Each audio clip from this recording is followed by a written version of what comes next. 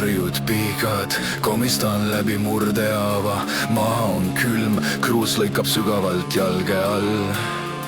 sõnad on rasked nagu ankruketid, seotud mu rinna külge. ei kõndinud sellesse orgu selleks, et murduda, tulin pihtima ja ei laula läbi tuulte, valgus läbi puude. Joshua räägib, painutades nõrgade ja nähtamatute põlvi. Iga karje on virvendus, iga pisar raputab õhku. auhiilgus põleb igavesti, raske rist kanda.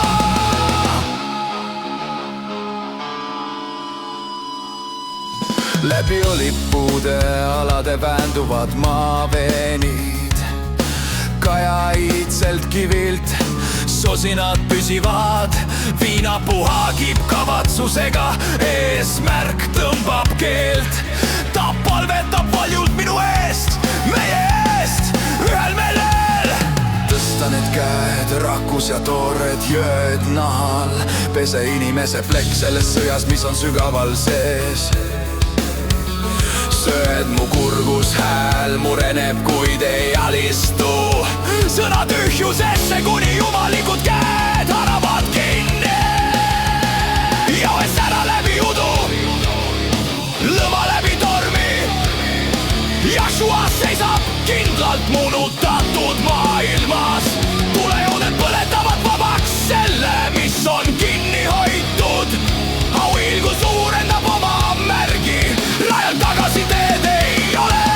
Nad sammuvad varjudes tõrvikutega, mis on kiledad toonilt.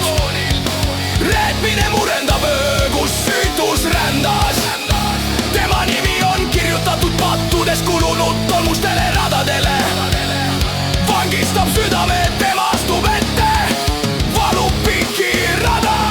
Nad sammuvad varjudes tõrvikutega, mis on kiledad toonilt. reetmine murendab öö, kus süütus rändas.